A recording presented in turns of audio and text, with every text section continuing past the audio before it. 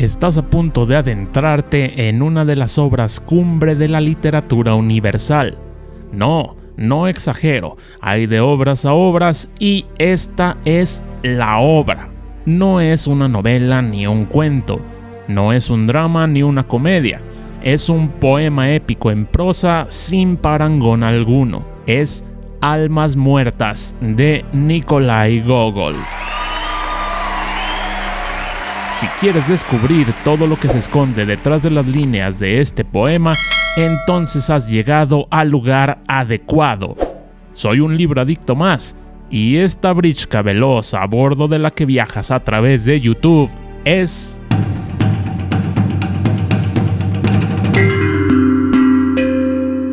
Book Universe.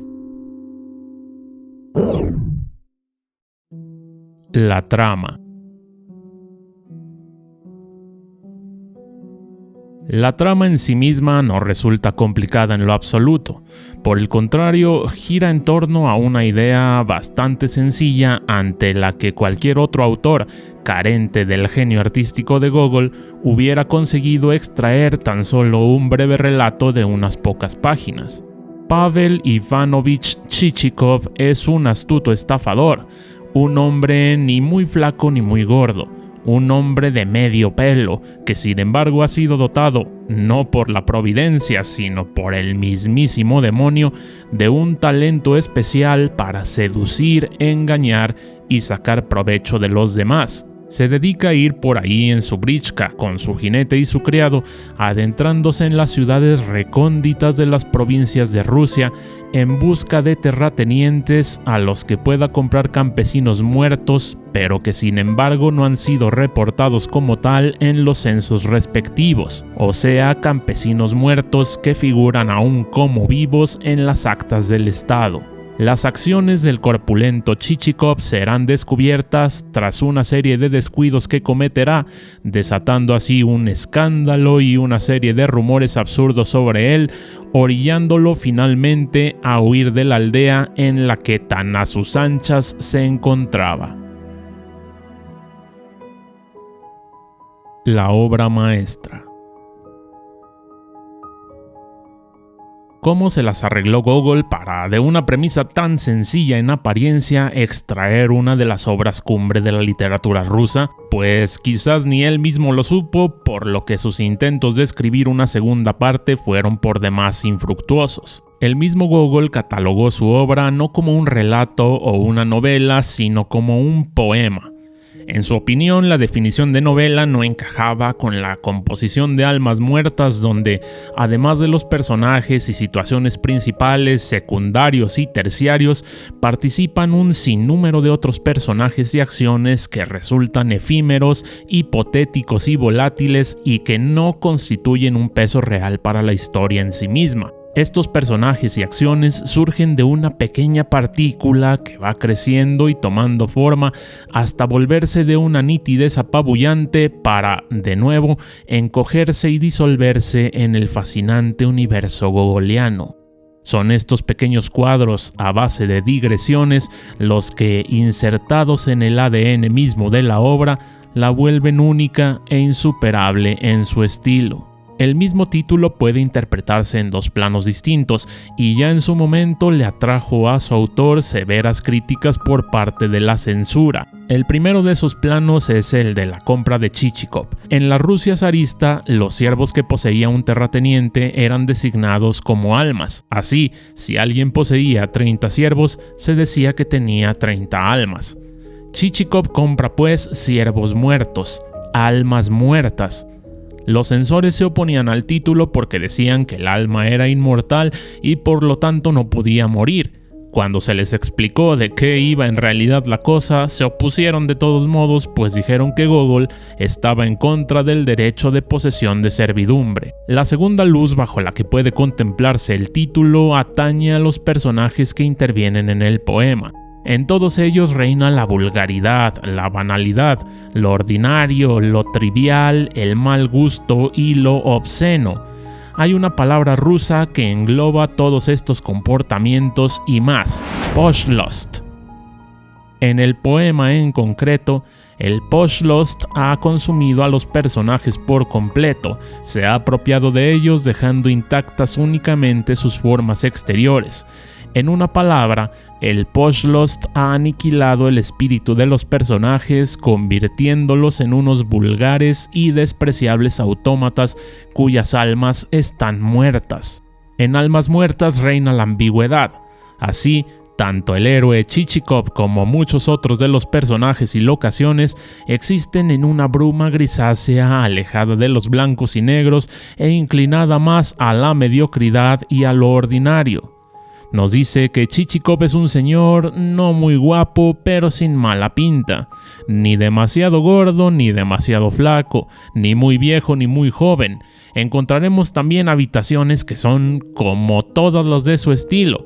Paradójicamente, será esa misma ambigüedad la que termine creando personajes y situaciones únicas en un relato igualmente único. Son muchos los símbolos que se encierran en el poema. Por mencionar solo uno, tenemos el de la rueda, símbolo de la Brichka de Chichikov, misma que a su vez constituye una representación gráfica de la esencia interior del personaje. Veamos esto a más detalle. La Brichka de nuestro héroe y representación de su alma es a su vez una evocación de la alegoría del carro alado de Platón. Platón dice que el alma humana es como un carro tirado por dos caballos, uno malo y negro y uno bueno y blanco, ambos conducidos por un docto auriga que pone todo su empeño en conducir el vehículo lo mejor posible. Sin embargo, la Brichka de Chichikov, y por lo tanto su alma misma, resulta mucho más compleja. En ella hay no dos, sino tres caballos, dos buenos y uno astuto y perezoso que no es ni blanco ni negro, sino moteado. Encontramos otra vez la tan característica ambigüedad. El tercer caballo, el llamado asesor, es la representación del pasado burocrático de nuestro héroe, aunque también, al haber sido comprado a un hombre con ese cargo, puede ser la representación de la posición social, respetable pero fraudulenta, que Chichikov se ha comprado con la adquisición de sus almas muertas. El auriga, a diferencia del de Platón, es en este caso el negligente Sielifan, que nunca sabe bien a dónde va. De esta manera, el redondo Chichikov a bordo de su Brichka rueda girará a todo lo largo del poema de un lugar a otro y de un personaje a otro. Lo vemos rodando lentamente al inicio y lo contemplamos mientras rueda a toda velocidad en el final. Un último elemento que quiero resaltar es el del narrador.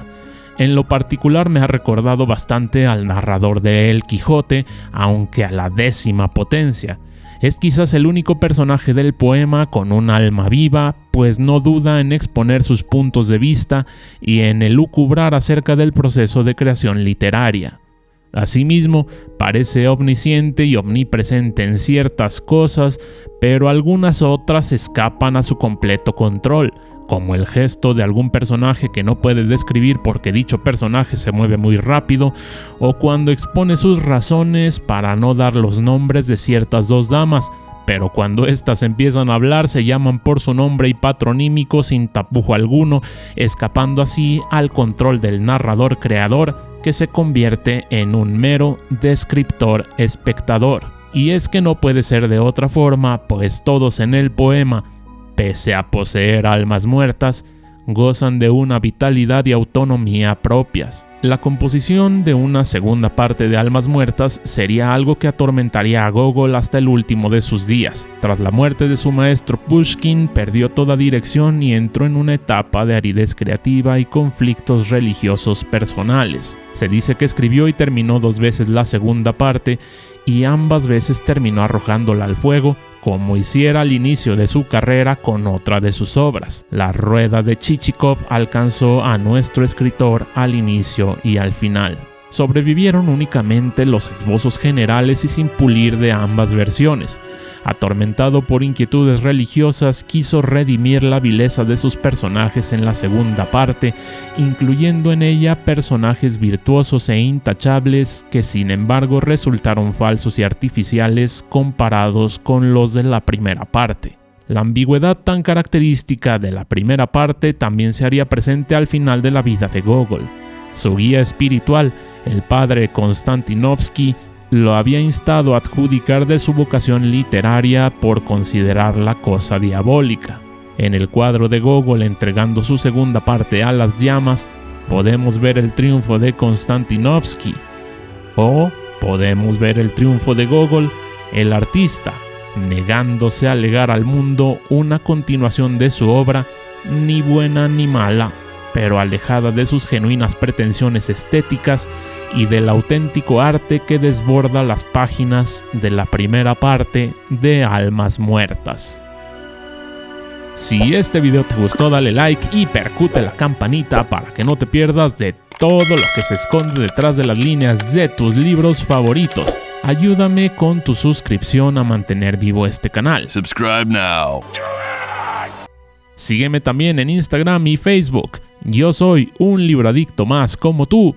Y mientras Chichikov sigue rodando eternamente a bordo de su Brishka, te pido que no pares de leer.